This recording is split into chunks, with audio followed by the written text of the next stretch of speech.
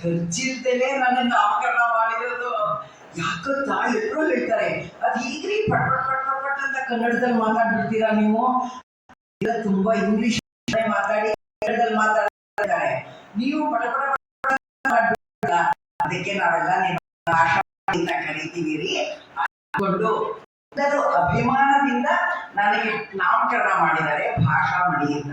ಎಷ್ಟೋ ಜನಕ್ಕೆ ನನ್ನ ಗೀತಾಮಣಿ ಅಂದ್ರೆ ಅದೇ ಕನ್ನಡ ಮಾತಾಡ್ತಾರಲ್ಲ ಪಟ್ ಪಟ್ ಪಟ್ ಪಟ್ ಅಂತ, ಆ ಭಾಷಾಮಣಿ ತಾನೇ ನೀವು ಅಂತ ಕೇಳ್ತಾರೆ. ನೋಡಿ ಹೆಸರನ್ನೇ ಬೇರೆ ಬಂದು ತಿಳ್ಕೊಂಡ್ಬಿಟ್ಟಿದ್ದಾರೆ.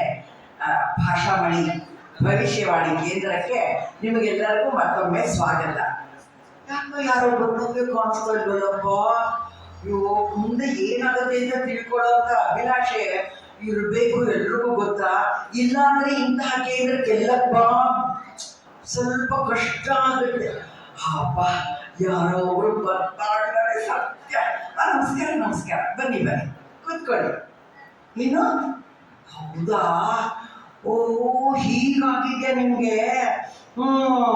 ಅಂದ್ರೆ 2 ವರ್ಷದಿಂದ ನೀವು ರಾಮೇಶ್ವರಕ್ಕೆ ಹೋಗೋಕ್ಕೆ ತುಂಬಾ ಕಷ್ಟಪಡ್ತಾ ಇದ್ದೀರಾ, ಆದ್ರೂ ಹೋಗಕ್ಕೆ ಆಗಿಲ್ಲ. ಈ ವರ್ಷ ಆಗುತ್ತಾ ಇಲ್ವಾ ಅಂತ ಈ ಭಾಷಾಮಣಿನ ಕೇಳೋದಕ್ಕೆ ಬಂದಿದ್ದೀರಾ. ಒಂದೇ ಒಂದು ನಿಮಿಷ ಇರಿ. ನೋಡಿಮ್ಮ, ನಿಮಗೆ ರಾಮೇಶ್ವರದಲ್ಲಿ ರಾಮೇಶ್ವರನ ದರ್ಶನ ಆಗುತ್ತೋ ಇಲ್ವೋ ಅನ್ನೋದನ್ನ ಹೇಳಕ್ಕೆ ಸ್ವಲ್ಪ ಕಷ್ಟ ಆಗ್ತಾ ಇದೆ. ಯಾಕೆ ಅಂತೀರಾ, ಈ ಗ್ರಹಗಳೆಲ್ಲ ಸ್ವಲ್ಪ ಮನಸ್ಸಲ್ಲ ತುಂಬಾ ನಿಖರವಾದ ಜಾಗದಲ್ಲಿ ಇರಲ್ಲ, ಸ್ವಲ್ಪ ಈ ಕಡೆ ಆ ಕಡೆ ಓಡಾಡ್ತಿರುತ್ತೆ. ಅವಾಗ ನಿಖರವಾಗಿ ಹೇಳಕ್ಕಾಗಲ್ಲ. ಆದ್ರೆ ಒಂದು ವಿಷಯ ನಾನು ನಿಮಗೆ ಹೇಳ್ತೀನಿ, ರಾಮೇಶ್ವರನ ದರ್ಶನ ಮಾತ್ರ ಖಂಡಿತ ಆಗುತ್ತೆ. ಬೆಂಗಳೂರಲ್ಲಿ ಚಾಮರಾಜಪೇಟೆಯಲ್ಲಿ ರಾಮೇಶ್ವರ ಸ್ವಾಮಿ ದೇವಸ್ಥಾನ ಇದೆ. ಆ ರಾಮೇಶ್ವರನ ದರ್ಶನ ಖಂಡಿತ ನಿಮ್ಗೆ ಆಗತ್ತೆ ಅಂತ ಈ ಭವಿಷ್ಯವಾಣಿಯಲ್ಲಿ ನಿಖರವಾಗಿ ತಿಳಿಸ್ತಾ ಇದೆ. ಖಂಡಿತವಾಗ್ಲೂ ನೀವು ಬೇಜಾರು ಮಾಡ್ಕೊಳ್ಳಿ, ರಾಮೇಶ್ವರನ ದರ್ಶನ ನಿಮ್ಗೆ ಆಗ್ತಾ ಇದೆ. ಸಂತೋಷ ಆಯ್ತಾ? ಇಟ್ರಿ ಅಲ್ವಾ? ತುಂಬಾ ಧನ್ಯವಾದಗಳು. ಅದೇ ನಾನು ಸ್ವಲ್ಪ ನೋಡ್ತಾ ಇದ್ದೆ, ಇಡ್ತಾರ ಇಲ್ವಾ ಅಂತ. ಸತ್ಯ ತುಂಬಾ ಖುಷಿ ಆಯ್ತು. ಏನ್ ಗೊತ್ತಾ, ಮುಂದಿನ ತಿಳ್ಕೋಬೇಕು ಅನ್ನೋ ಅಭಿಲಾಷೆ ಕೆಲವರಿಗೆಲ್ಲ ಇರಲ್ಲ ರೀ. ಮುಂದೆ ಆಗೋದಕ್ಕೆ ಇವಾಗಲೇ ಯಾಕೆ ತಲೆ ಕೆಡ್ಸ್ಕೊಳ್ಳೋದು ಅಂತ. ನನ್ನ ಸ್ವಭಾವನು ಸ್ವಲ್ಪ ಹಾಗೆ. ಅಲ್ಲಿ ಎಲ್ರಿಗೂ ಹಾಗೆಲ್ಲ ಇರಬಾರ್ದು.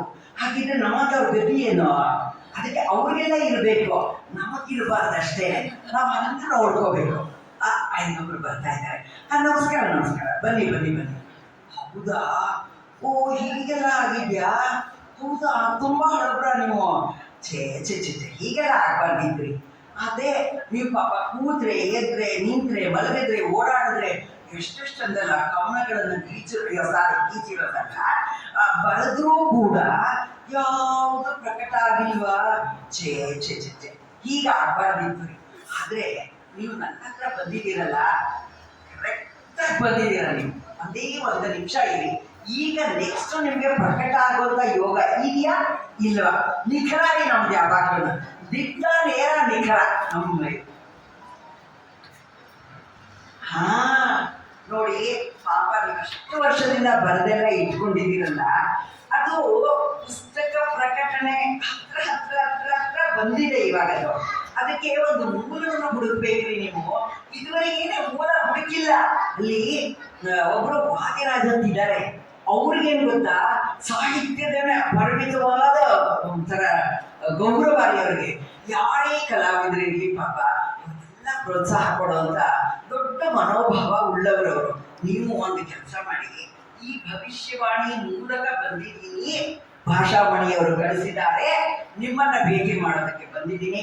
ನೋಡಿ ಇಷ್ಟಿಷ್ಟೊಂದೆಲ್ಲ ಬರ್ದಿದ್ದೀನಿ ಅಂತ ನೀವು ಇಡೀ ಬ್ರಹ್ಮಾಂಡ ತಗೊಂಡು ಹೋಗ್ಬೇಡಿ. ನನ್ನ ಹೆಸರು ಹೇಳಿ ಪರವಾಗಿಲ್ಲ, ಭಾಷಾಮಣಿ. ಆದ್ರೆ ಒಂದು ಚಿಕ್ಕದು ಯಾವ್ದಾದ್ರು 2-3 ತಗೊಂಡು ಹೋಗಿ ಅವ್ರಿಗೆ ತೋರಿಸ್ರಿ. ಮುಂದಿನ ವರ್ಷ ಮಹಿಳಾ ದಿನಾಚರಣೆ ದಿನ ನಿಮ್ಮ ಪುಸ್ತಕ ಲೋಕಾರ್ಪಣೆ ಅನ್ನೋದ್ರಲ್ಲಿ ಯಾವ ಸಂದೇಹನೂ ಇಲ್ಲ. ಅವರು ಪ್ರತಿ ವರ್ಷ ಮಹಿಳಾ ದಿನಾಚರಣೆ ದಿನ ಒಂದೊಂದು ಪುಸ್ತಕಗಳನ್ನ ಹೀಗೆಲ್ಲ ಲೋಕಾರ್ಪಣೆ ಮಾಡ್ತಾ ಇರ್ತಾರೆ. ಏನ್ ಯೋಚನೆ ಇಲ್ಲ, ಅವರು ತುಂಬಾ ಒಳ್ಳೆಯವರು, ಸಹೃದಯಿಗಳು. ಹೀಗೆಲ್ಲ ಕಲಾವಿದರಿಗೆ ಗೌರವ ಕೊಡ್ಬೇಕು ಅಂತ ಮನೋಭಿಲಾಷೆ ಉಳ್ಳವರು ಬಂದ. ಹಾಗಾಗಿ ಈ ಭವಿಷ್ಯವಾಣಿ ಹೇಳ್ತಾ ಇದೆ, ನಿಮಗೆ ಮುಂದಿನ ಮಹಿಳಾ ದಿನಾಚರಣೆಯಲ್ಲಿ ನಿಮ್ಮ ಎಲ್ಲ ಕವನಗಳು ಕೂಡ ಪುಸ್ತಕ ರೂಪದಲ್ಲಿ ಬರುತ್ತೆ. ಇದು ನಿಖರ. ಅಯ್ಯಪ್ಪ ಸಂತೋಷ. ಇಟ್ರಿ ಅಲ್ಲ. ಅಯ್ಯೋ, ನನಗೂ ಸಂತೋಷ ಆಯ್ತು ಇವಾಗ. ಬರೀ ನಿಮಗೆ ಸಂತೋಷ ಅಲ್ಲ, ನನಗೂ ಸಂತೋಷ ಆಗ್ಬೇಕಲ್ಲ. ತುಂಬಾನೇ ಖುಷಿ ಆಯ್ತು ರೀ. ಆದ್ರೆ ನೋಡಿ, ಮಹಿಳಾ ದಿನಾಚರಣೆ ಅನ್ನೋದು ಬರೀ ಮಹಿಳೆಯರೇ ಬಂದು ಕೇಳ್ತಾ ಇದ್ದಾರೆ ಭವಿಷ್ಯನ. ಆದ್ರೆ ಇವಾಗ ಒಂಚೂರು ಬಾಗ್ಲು ಹಾಕ್ಬೇಕಾಗಿದೆ. ಅಲ್ಲಿ ಕನ್ನಡ ಸಾಹಿತ್ಯ ಪರಿಷತ್ ಅಂತ ಇದೆ ಚಾಮರಾಜಪೇಟೆಯಲ್ಲಿ. ಅಲ್ಲಿ ಒಂದು ಯಾವ ಪುಸ್ತಕ ಲೋಕಾರ್ಪಣೆ ಅಂತೆ, ನಾನು ಅಲ್ಲಿಗೆ ಹೋಗ್ಬೇಕು. ಆದ್ರೆ ನನ್ನ ಭವಿಷ್ಯ ಯಾರು ಅಲ್ಲಿ ಕೇಳಲ್ಲ.